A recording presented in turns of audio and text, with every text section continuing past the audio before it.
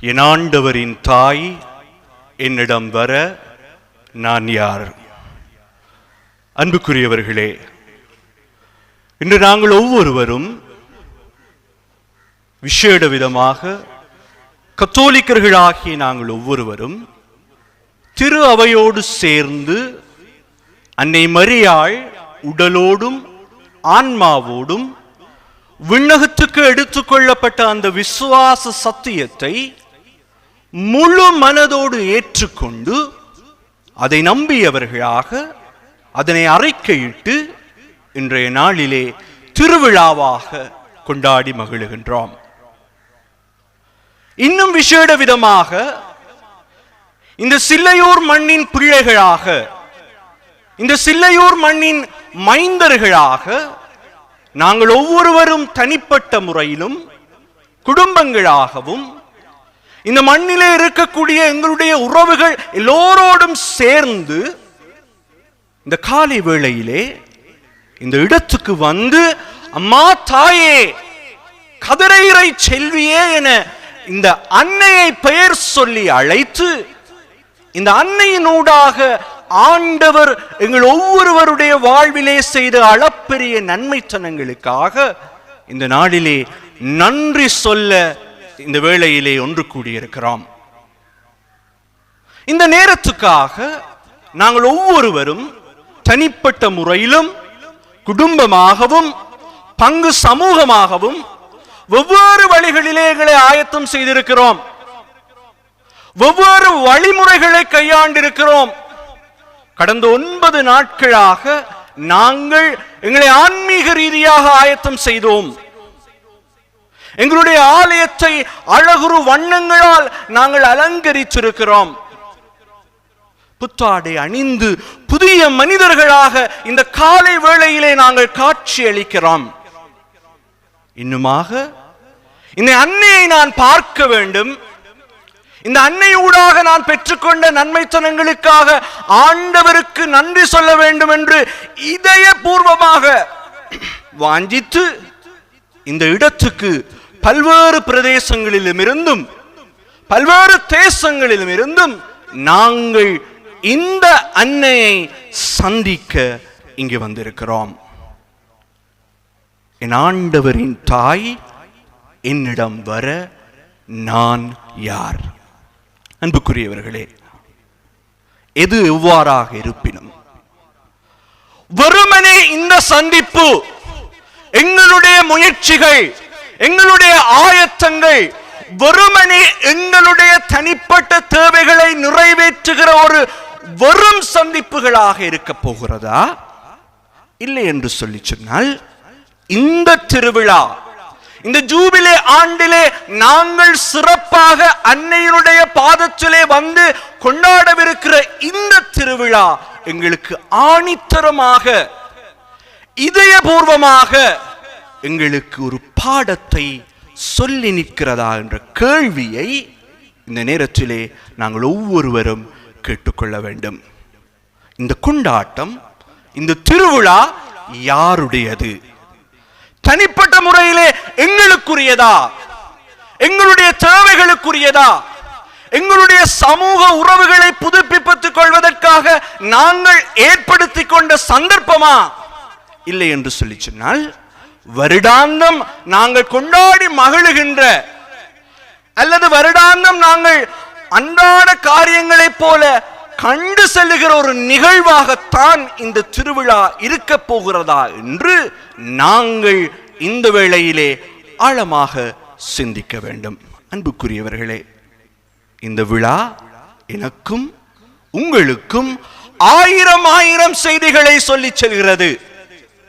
எனக்கும் உங்களுக்கும் ஆயிரம் படிப்பினைகளை இந்த திருவிழா சொல்லித் தருகிறது. ஏனென்று சொல்லி சொன்னால், இந்த விழா இயேசுவினுடைய விழா.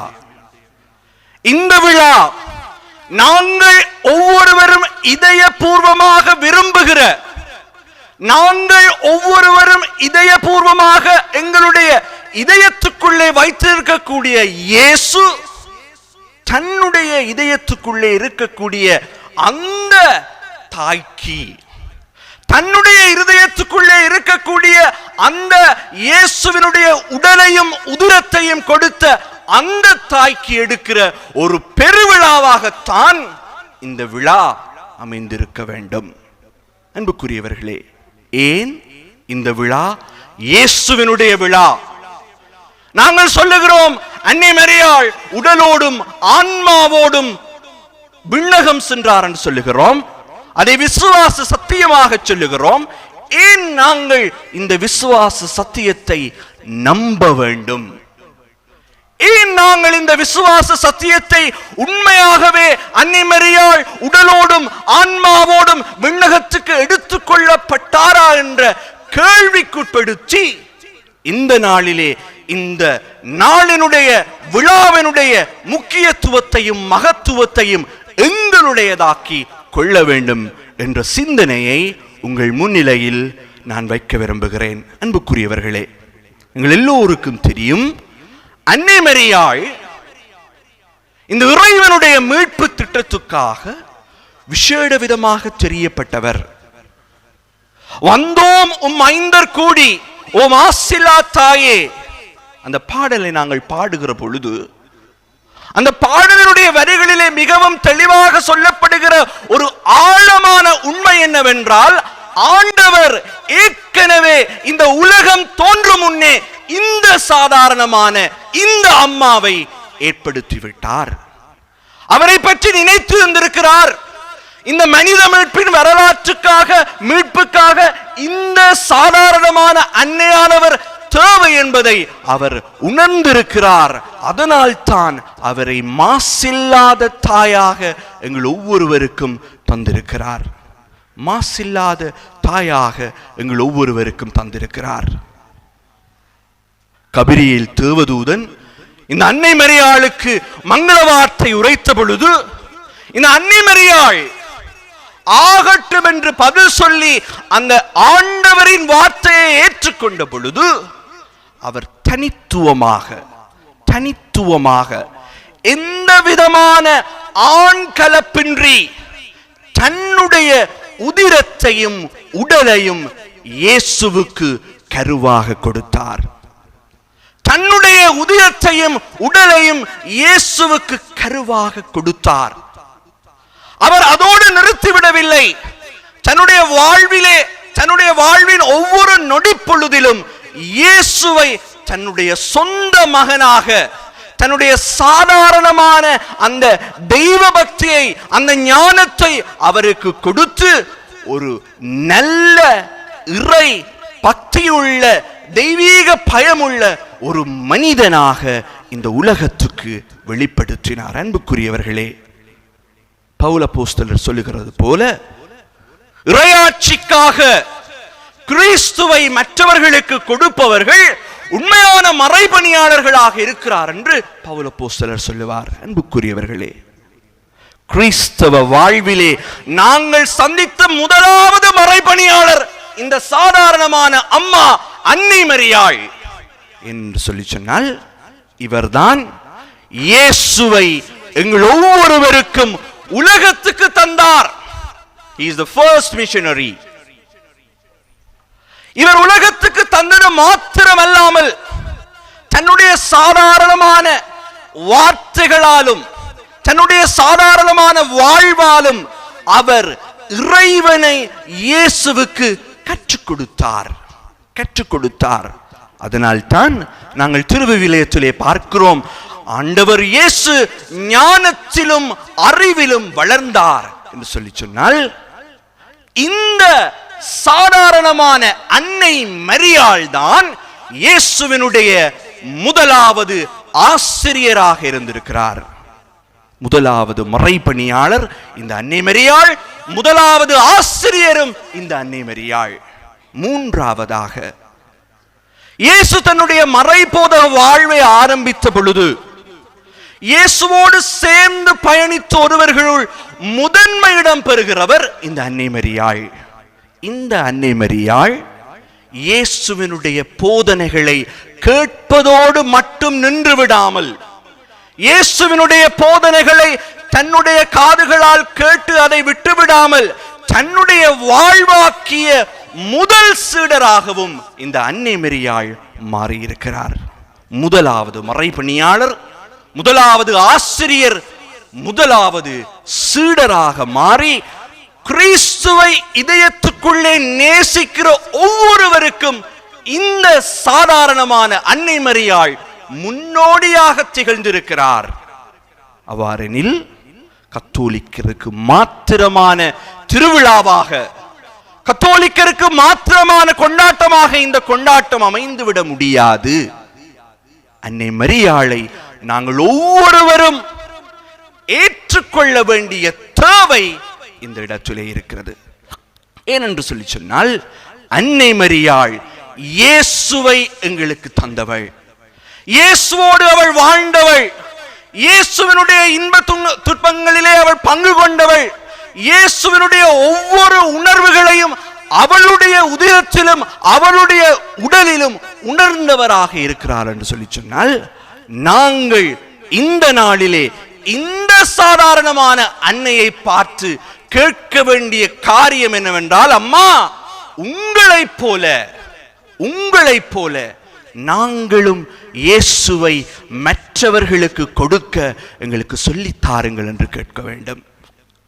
நாங்களும் உங்களைப் போல மற்றவர்களுக்கு இயேசுவின் அன்பை கொடுக்க எங்களுக்கு சொல்லித்தாருங்கள் என்று கேட்க வேண்டும்.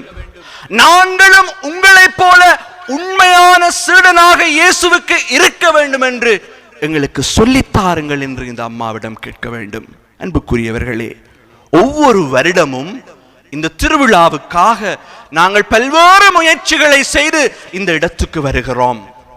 இந்த அன்னையை பார்த்து மன்றாடுகிறோம். எங்களுடைய தனிப்பட்ட உலக தேவைகளை இந்த அன்னையிடம் நாங்கள் கேட்டு பெற்றுக் கொள்ளுகிறோம். அது மாத்திரம்தான் இந்த விழாவினுடைய மகிமையாக இருக்கும் என்று சொல்லி சொன்னால், நாங்கள் எங்கேயோ ஒரு இடத்திலே பிழை விடுகிறோம். அன்புக்குரியவர்களே, இந்த நாளிலே, இந்த நேரத்திலே அன்னை மரியாள் எங்கள் ஒவ்வொருவருக்கும் கற்றுத்தருகிற அந்த இயேசுவை நாங்கள் இறுக பற்றிக் கொள்ள அன்னை மரியாளிடம் கேட்போம்.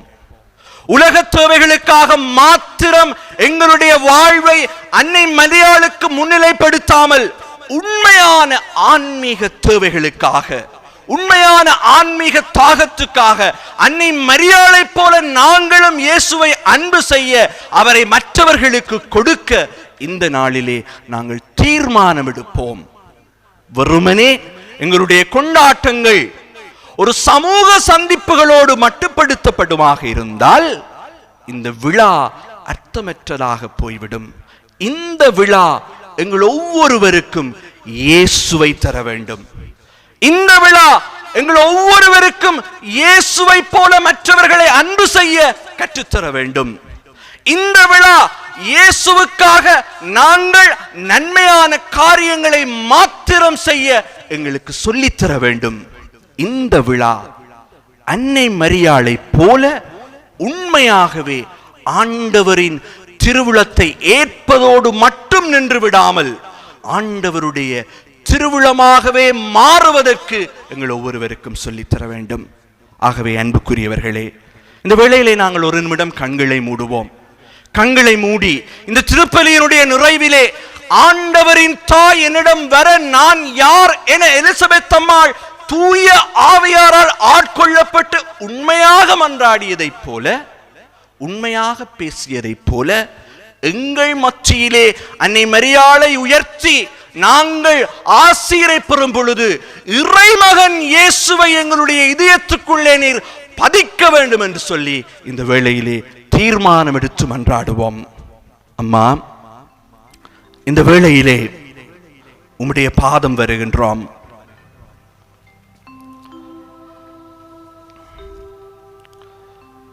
எங்களுடைய தனிப்பட்ட உலக காரியங்களை மாத்திரம் இந்த வேளையில் நாங்கள் கேட்க வந்திருந்தாலும், நீர் எங்களுக்கு ஒரு விசேட விதமான செய்தியை சொல்லித் தருகிறீர்.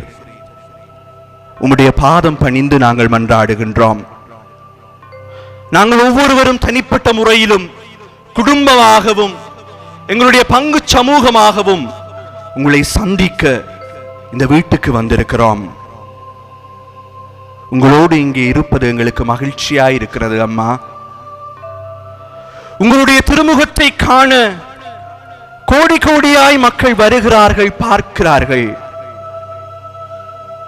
நாங்கள் இந்த திருப்பலியின் நிறைவில் இந்த திருப்பதியை விட்டு சற்று நேரத்தில் நாங்கள் கலைந்து விடுவோம். ஆனால் உங்களுடைய முகமோ எங்கள் மனதை விட்டு நீங்காத வெண்மதியாய் அப்படியே பதிந்துள்ளது. அம்மா, இங்கிருக்கிற எங்கள் ஒவ்வொருவருக்கும் பல தேவைகள் இருக்கின்றது. அது உங்களுக்கு நன்றாக தெரியும். முதலில் நான் யோசிக்கிற பொழுது என்னுடைய உலக தேவைகள் மாத்திரம்தான் என்னுடைய கண்களுக்கு புலப்படுகிறது. ஆனாலும் என் ஆன்மாவின் தேவைகளை இந்த வேளையிலே தனிப்பட்ட முறையிலும் குடும்பமாகவும் பங்கு சமூகமாகவும் என் அயலவர்களோடு சேர்ந்து உமக்கு முன்னிலைப்படுத்துகிறேன். அம்மா, வானகத்தந்தை அப்பாவின் விருப்பம் எதுவென நான் ஒவ்வொரு நாளும் என்னுடைய வாழ்விலே கண்டுகொள்ள எனக்கு சொல்லித்தாருங்கள். என் மனச்சாட்சிக்கு நான் பணிந்து கொள்ள எனக்கு சொல்லித்தாருங்கள். நல்லதை செய்யவும் தீயதை வெறுக்கவும் எனக்கு உதவி செய்யுங்கள். உண்மையுள்ள நேர்மையான நல்ல மனிதராக்குங்கள். என்னை நல்லதை மட்டும் செய்யக்கூடிய ஒரு நல்லவனாக்குங்கள். மற்றவர்களுக்கு தீமை செய்யாதிருக்க எனக்கு என்று சொல்லித்தாருங்கள். நான் பிழை செய்தால் அதை ஏற்கக்கூடிய மனநிலையை எனக்கு தாருங்கள். பிழையை நியாயப்படுத்துவது பிழை என எனக்கு சொல்லித்தாருங்கள். அம்மா, பிழை செய்யும் பொழுது நாம் மன்னிப்பு கேட்க எனக்கு நல்ல மனதை தாருங்கள். அன்பு செயல்களிலே எனக்கு ஆசையை தூண்டுங்கள் அம்மா. தர்மம் செய்கிற நல்ல மனதை தாருங்கள் அம்மா. கஷ்டம் வரும்போது அதை நான் தாங்கிக் கொள்ள, அதிலே இறை விருப்பத்தை அறிந்து கொள்ள எனக்கு சொல்லித் தாருங்கள் அம்மா. மற்றவர்கள் பொருள் பணத்தை அபகரிப்பது பிழை என எனக்கு சொல்லித் தாருங்கள். என் வாழ்வின் எல்லா தேவைகளையும் நீங்கள் அறிவீர்கள். உங்கள் ஆறுதலை எனக்கு தாருங்கள். என் கஷ்டங்களை என் அம்மாவிடம் தானே சொல்ல முடியும். வானகத்தந்தை அப்பாவின் பராமரிப்பை நான் ஒவ்வொரு நாளும் ஒவ்வொரு கணப்பொழுதும் நம்பி இருக்க எனக்கு சொல்லி தாருங்கள்.